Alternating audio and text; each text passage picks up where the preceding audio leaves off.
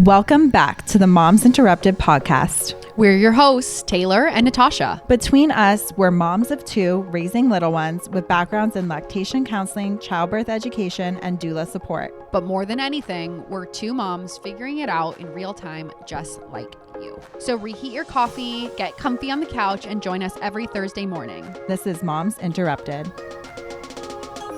Good morning. Welcome back to the Moms Interrupted podcast. This is your host, Natasha. I am solo today. Taylor is in Hawaii on vacation. She's at her friend's wedding. She's with her family. So it's just me today. And I am talking about my induction and my epidural for my first birth. Let me just start from the very beginning. That was supposed to be a Sound of Music tribute. Okay, we're starting from the beginning. So I got married when I was 27. I've told this story before, but I got pregnant shortly after, like 3 or 4 months after we got married. And that was my hyperemesis gravidarum pregnancy. And if you don't know, and if you haven't listened to the other episode, hyperemesis gravidarum is severe nausea, morning sickness, and vomiting. So I think it's like, I don't know, if you vomit more than I should look this up. Okay. So I thought it was 20, but turns out it's 3 to 4. Which is insane because I was vomiting for many, many hours, an unlimited amount of time vomiting. I was the first of my friends to get engaged, to get married, to have kids. And my husband is 9 years older than me. So his friends were all doing it, but my friends were still single and partying and, being wild. This is the birth story of that pregnancy. I knew nothing of what to expect. My mom had told me that she was sensitive to smells when she was pregnant. She said that ketchup would make her nauseous and she couldn't drink coffee. Oh, and then she told me about her births. But otherwise, I didn't really know anything to expect. And if you know me now, I'm a lactation consultant and I'm sitting for my board exam in September. But it's been a journey to get here. And I've been inspired to get into this world because of the time that was had by me in my first pregnancy, birth, breastfeeding, all that stuff. It was also COVID. So I got pregnant in February of 2021. And depending on where you lived, it was different. But in California, it was still COVID times. And so everything was still online is what I'm trying to get at. So my birth class through the hospital was online and it was still masks. When when I gave birth, I had to wear a mask in labor and delivery. I digress. My primary care doctor told me everyone delivers at this hospital. They have a level 4 NICU. This is the safest place. And this is the OB group that everybody goes to. So I was like, okay. So I went there. They never took my HG seriously. Let's cut to the good stuff. So if you've been to a group before, you see a different doctor at every appointment. At my 37-week appointment, I went in and they checked me. They're like, you're 2 centimeters dilated and you're 80% effaced. And she looked me in the eye and she said, there is no way you're going to make it to your due date. And so I was like, yes, right? Because, 37 weeks, you're pretty cooked. And at least in my first pregnancy, I was ready to get the show on the road, as they say. I hadn't started my maternity leave yet. And I just remember going into prodromal labor. I was on a call and I was sitting at my kitchen table because it was still work from home. And I was having crazy, painful contractions. People say, oh, Braxton Hicks or false labor. It doesn't hurt. No, it hurt. So I was like, oh, I'm in labor. This is labor. And you don't want to be an alarmist. So I was like, well, I'm going to just kind of count. So I started counting my contractions. They were 5-7 minutes apart. So I was like, oh my gosh, this is the real deal. I called my mom. She lives in Hawaii. I was like, you better get your butt over here so you don't miss the birth of your first grandchild. So she was like, oh my God. She jumped on a plane. She couldn't get a direct flight. She had to fly to Arizona. She arrives. I'm not in labor. So I go to my OB and I'm like, what the heck was that? And she was like, oh, you're having false labor. And I was like, well, it doesn't feel false. And she was like, okay, well, it's very possible that it's prodromal labor. It's still technically false labor, but you're having real contractions. They're just not progressing, even though they're consistent. So I'm 37-ish weeks at that point. I just remember going into prodromal labor every night for 2 to 3 hours and thinking, is this it? Is this it? Am I going into labor? No. every night. I got in twice. Once because I was like, this is happening. The contractions kept happening. Some of them were 3 minutes apart and it was keeping me up at night, right? I would wake up to a contraction and it would be like, oh, I'm in labor. And I'd be up for like 2-3 hours. It's hard enough to sleep when you're pregnant. And then you go into prodromal labor and you're like, oh, I'm so excited. I'm having the baby. And then it's like, nah, no, you're not.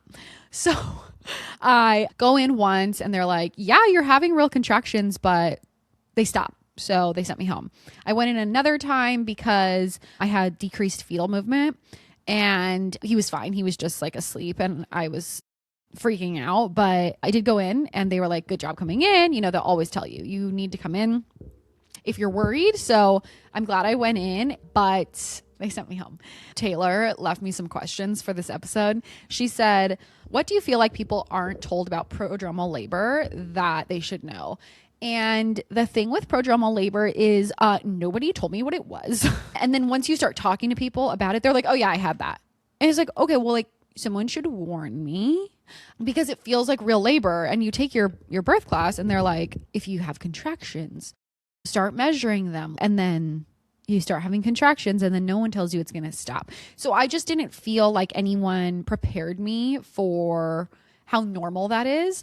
I guess I just wish somebody would have told me not to get my hopes up when you go into prodromal labor. Give it some time because prodromal labor can be weeks long. Sometimes it's just sort of insane when you think about it. But that's, I guess, what prodromal labor is. Plus my OB at the time got my hopes up. She was like, there's no way you'll make it to your due date.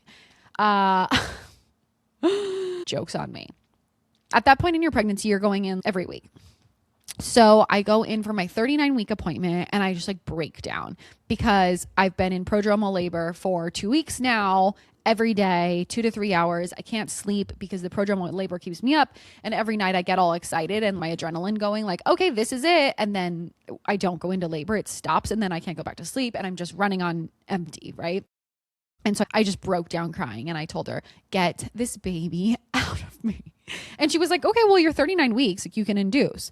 And I was like, ooh, what? And she's like, yeah, we'll just give you some meds and induce you. And I was like, done. Sign me up. Someone asked, if not for medical reasons, how did you decide an induction was the right choice? She said she's 32 weeks. So like I said, at the time, I didn't know anything about the cascade of interventions. I didn't know anything about how this would affect breastfeeding. I didn't know anything about breastfeeding. I had no education besides the one birth class that I took that was on Zoom from the hospital. My doctor brought it up saying, we can just induce you. And I was like, okay. And then there was 0% conversation after that about risks and benefits or things that this would affect. And just a caveat, like I didn't ask any questions. So I'm not blaming her. I'm just saying I didn't know and she didn't tell me. And I was just like, YOLO, I don't know. I kind of went into this whole pregnancy birth being like, I'm in the care of this care team and you guys are the experts. So you tell me what needs to be done. Sort of should have like had a red flag go off when the HG that I had was so mismanaged. But I was like, I don't know, this is the way it goes, man. Looking back, obviously, there were some learnings. Plus, you hear stories all the time of people being induced. You hear bad stories, you hear good stories. Someone asked, did you have any birth disappointment in your first birth pertaining to induction? No. I had no disappointment. I'll get into the details of the induction and the birth story, but I was not disappointed. I was so happy to get the baby out. And I still don't have any disappointment. The only thing I will say that I am disappointed about is that I didn't educate myself better on all of the things. I'm disappointed that my OB at the time didn't give me a full conversation on what an induction was, what the risks and benefits are. But that being said, I could have just looked it up on ACOG and said, like, are these okay with me? I understand that this is a system problem and I'm not here to blame medical professionals. When you go to a doctor's appointment, they have like 10 minutes with you. So I get it. I just also wish it wasn't that way. You know what I mean? Okay, so scheduling this induction. So I had an elective induction. And what I didn't know about an elective induction before I had one was that you're lowest on the totem pole, right? I'm 39 weeks. They're not even worried about getting the baby out. I have no medical reason to be induced. So when they tell you like we can schedule an induction, it's not really scheduling. It's more of a call in on X night and see if we have any beds. And if we have any beds available, you can come in and we'll induce you.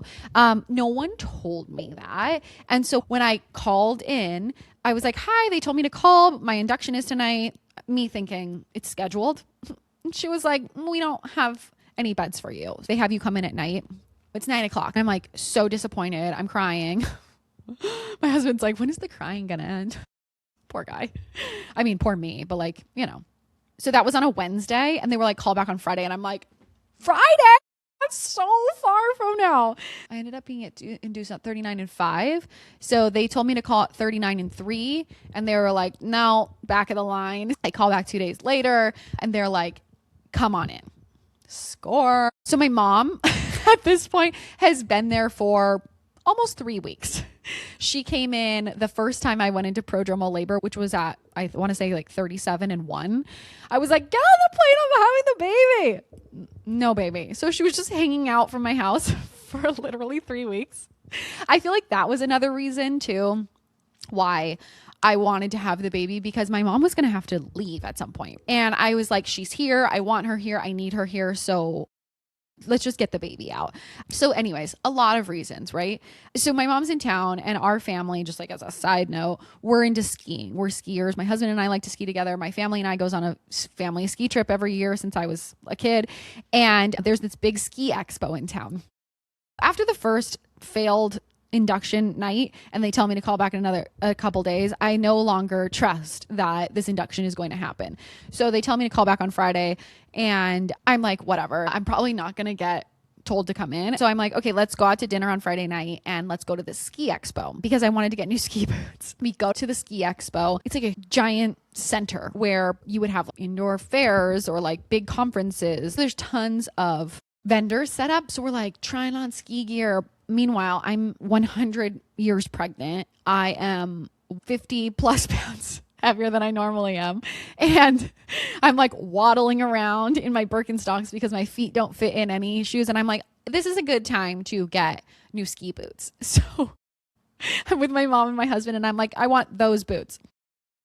So we go over there and I can't get my foot into a boot. And also like, I have no idea what size I am anymore. So my mom and I are the same size. I'm forcing her to put her feet in these boots and tell me if it's comfortable. And then we call in. So I'm at the ski expo. We're waiting in line. I'm trying to check out for my ski boots. And they're like, come on in for your induction. So we go straight to the hospital. Now that I've had an induction birth and a spontaneous labor birth, what I will say is very nice about a scheduled induction, and I would imagine a scheduled cesarean also, is you come into the hospital and it's very calm.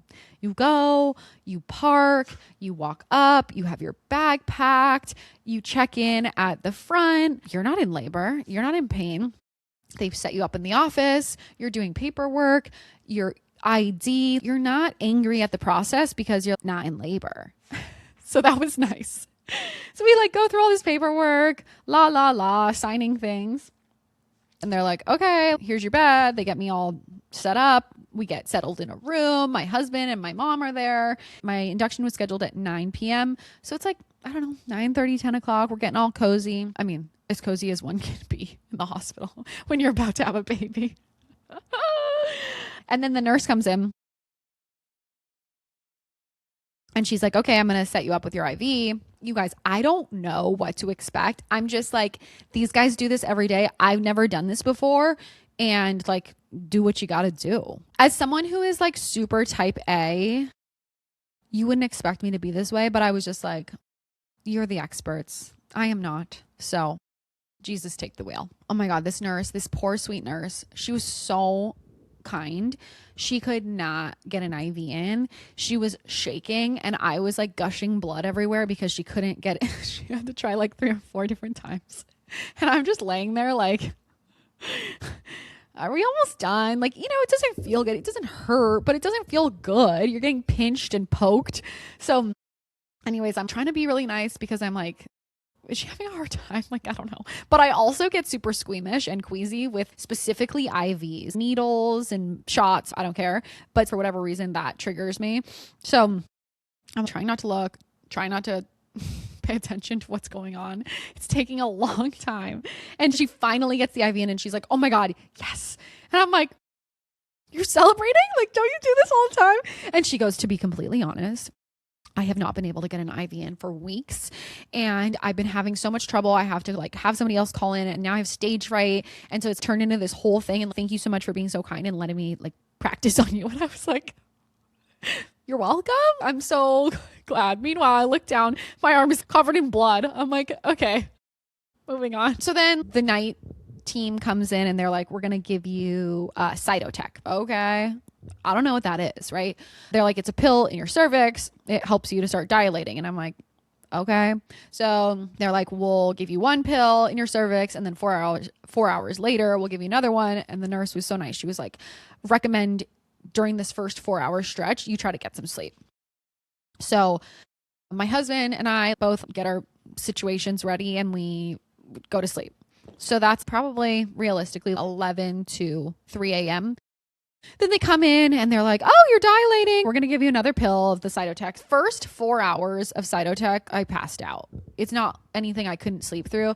And then the second pill, things started picking up a little bit and I could no longer sleep through the contractions. Not that they were like super painful, but you notice them. It's hard to go to sleep when that's happening. So I want to say around 6, 7 a.m., she's like, okay, you're 4 centimeters dilated or something. So I'm like, okay. I'm like, oh, I don't know.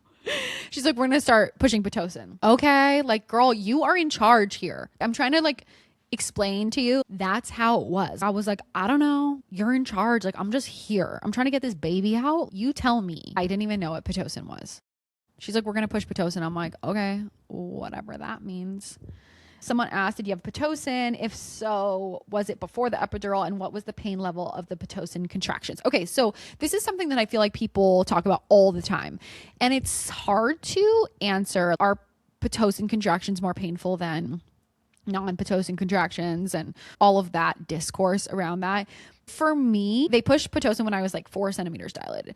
And I hadn't had the epidural yet. And I have nothing to compare it to. This is my first birth. So did I feel the contractions? Yes. Now, looking back, comparing it to my accidental, unmedicated second birth, it's hard to say to compare because I ended up getting the epidural at like 5 centimeters, 6 centimeters. So I don't know if they were more painful because I had the epidural. I don't know. That being said, there are studies, and I'm going to read this because this is not my field of expertise. Induced labor tends to have more intense uterine contractions.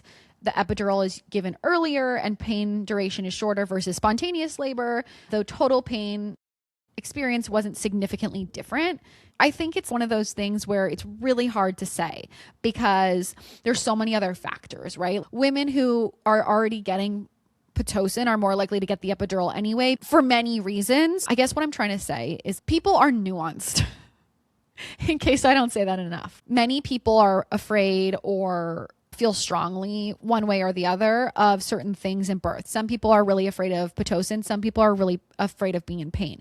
In my first birth, I was really afraid of the pain. I did not know what to expect. I feel like the birth class that I was in gave me the basics, but I didn't know what it was going to be like. And I was really scared of the pain.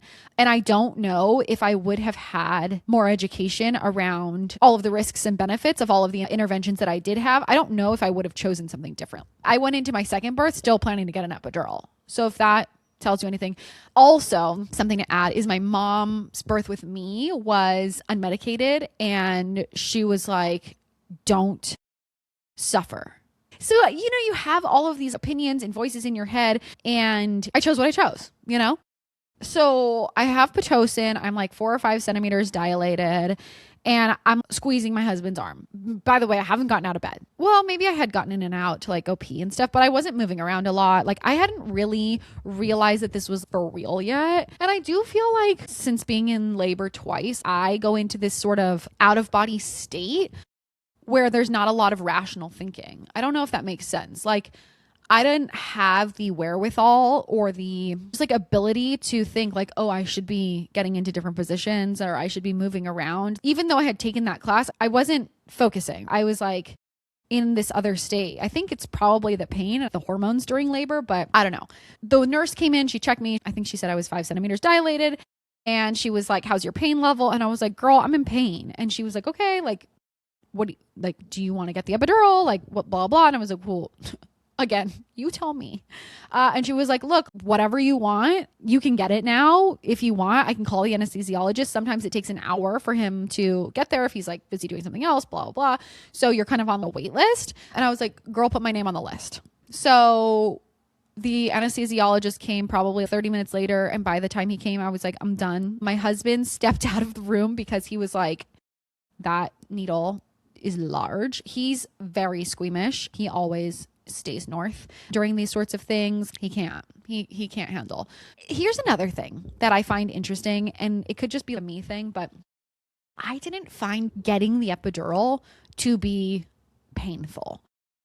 And I'm sure there's a lot of different factors, right? Like I was not in so much pain that I couldn't sit still between the contractions yet. And I feel like if you wait longer, it would be really hard to sit still. But to me, it was no big deal. The anesthesiologist that came in was like, all right, sit still. You sit on the side of the bed. You kind of lean forward. And he was like, all right, it's in. And that was that. He's like, here's a button. If you need more meds, you press the button. And if you're good, then you just let it go. Girl, I was pressing that button. I was pressing it. And knowing what I know now, I probably would have pressed the button less just so I could move around more and feel more and be a little bit in control. Because I will say for my second birth, having an unmedicated labor, what I did like about it, obviously, was not the pain.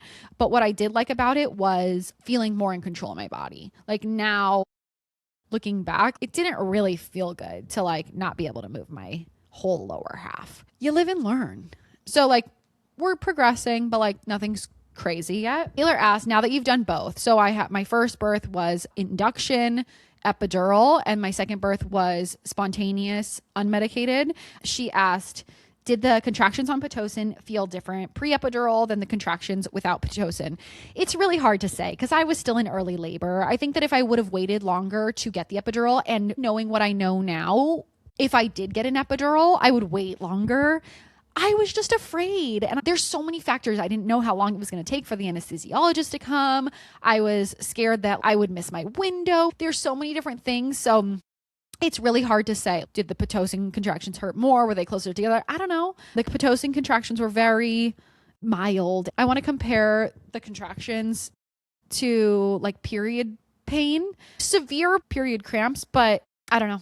I don't really feel like my situation was comparable. So I was about 5 centimeters when I got the epidural. I know there's a bunch of stuff that goes around saying like you should wait or you should get the epidural at this time, or if you don't get it by X centimeters, like you can't get it. From what I have been told, that's not true. Like you can get it anytime. It's recommended to wait until you're in active labor, which is 6 centimeters, so you can move around more. But like, girl, you're in charge. You can do whatever you want. So when I got the epidural, it was like 3 o'clock. I'd gone in for my induction at 9 p.m. the night prior. It's like 3 o'clock. I'm like 5 centimeters dilated. Someone asked, are there levels of epidural dosage? I can only speak for myself and my own experience. They gave me a button. So he put the epidural in and then he was like, press this button if you want more. So that's what I did. So there was different dosing options there. I was in control. It worked really well. I felt no pain. I did feel pressure when I was pushing, but otherwise it's very effective. Or it was very effective for me. I know people that it has failed. It's only worked on one side, metabolized really quickly. So they felt everything. But for me, 10 out of 10. Someone asked, did you use any other pain relief measures besides the epidural? And no, I went into it being like, I'm going to get the epidural. And to be completely honest, knew nothing about other pain options. I was like, well, I have a plan and it's going to work. Other options are water immersion, movement, heat, massage, acupuncture, aromatherapy, the TENS machine, nitrous oxide, which I'm actually really curious about. I think if I did go unmedicated, first of all, if I had a third kid, I would be curious to try nitrous oxide. That being said, I don't know the risks and benefits. So like I need to check in on that, but I'm curious. Does that work? I don't know. Someone asked, how did you prepare in case the epidural didn't work? I did not prepare. I had no plan. I didn't even think that was an option. So learn from my naivete that it can fail. And I'm just lucky that it didn't. All right, so it's 3 p.m. I have my epidural in. I take a quick nap. I tell my husband, go get me the biggest, most delicious pizza that you can find. I am hungry and I'm going to have this baby and I'm going to eat. So he leaves. My mom is there. He comes back with a big old pizza. Oh, my water breaks. So my water breaks on its own. And that's when things start picking up. So we call my husband. We're like, get back with the pizza. Things are happening. Between 3 and 8 p.m., I dilate from a 5 to time to push. And that was after my water break. I know this is not the case for everybody, but both my births, once my water breaks, like it is go time. So I want to say my water broke around 5 p.m. and then 8 p.m. it was time to push. And with my second birth, it was like, instead of being 3 hours difference, it was 10 minutes. So 8 p.m. I'm fully dilated. Here's the other thing that was interesting about my first birth is that my son was sunny side up. So not the way that they're supposed to come out. So this makes things a little bit more tricky.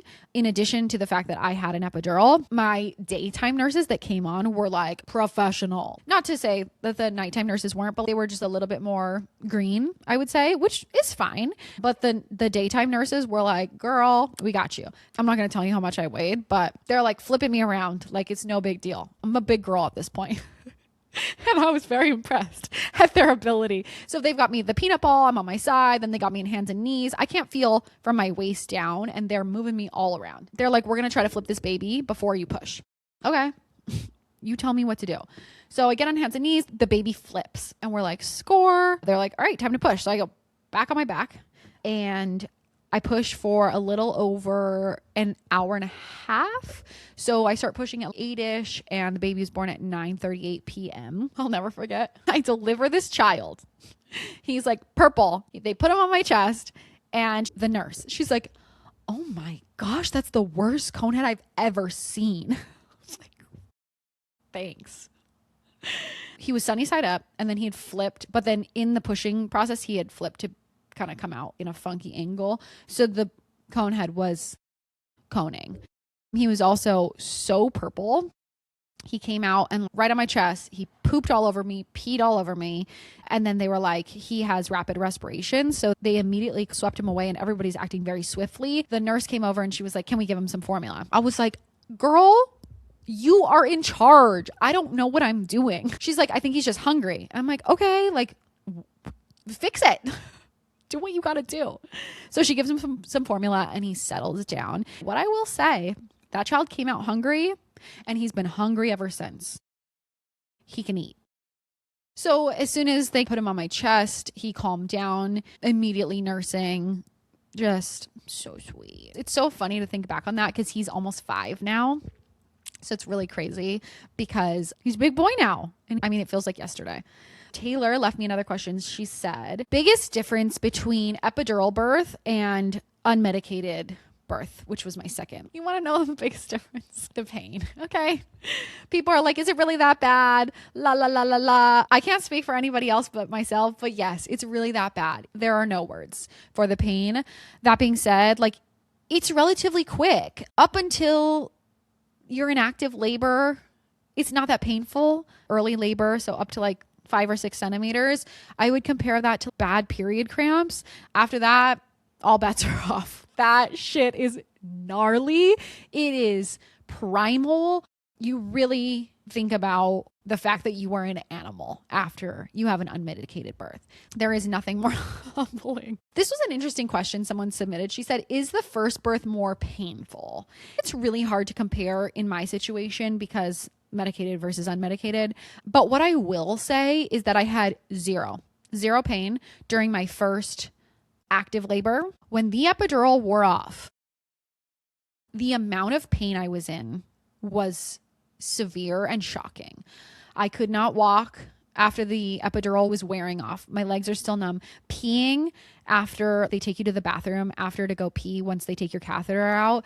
And that was so incredibly painful. So much burning, so much pain. Sitting down.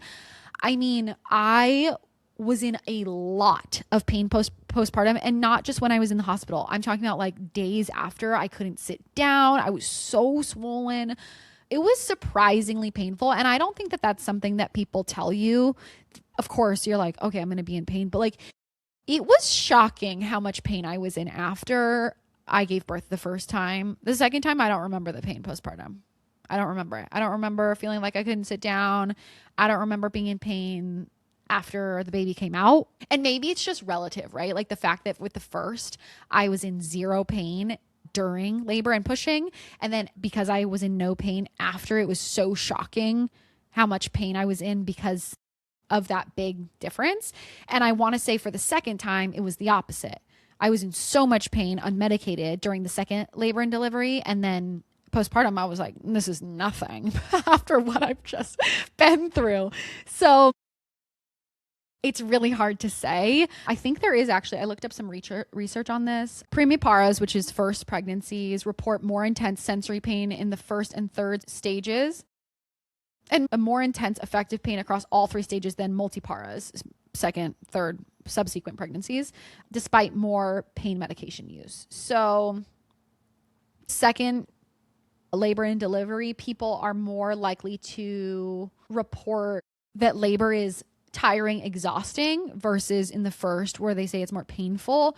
I think that's really interesting. I'll just talk about my experience, but like my first labor and delivery from induction to birth was just over 24 hours. And my second, I had prodromal labor the second time, but it was shorter, which is typical. I think it was like a week versus 3 weeks. And then my second labor, once I went into labor and had real contractions, real meaning consistent and progressing, I was in labor for less than 3 hours before the baby was born. Taylor asked another question. Did you notice any differences with breastfeeding at the hospital when medicated versus unmedicated? There's so many factors here.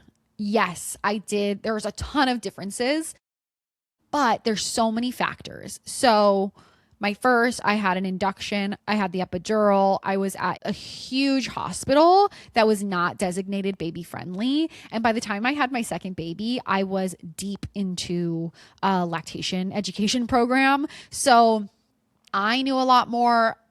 And then I also had a different OB. The second time I was delivering at a baby friendly hospital, which is like the mecca of breastfeeding advocates for hospitals. Obviously my first, as you just heard earlier in the episode, as soon as my son was born, they gave him formula for rapid respirations. Now, was that necessary? I don't know. But as a lactation consultant now, I think if that happened to me now, I would say, well, let's just put him on the breast and see.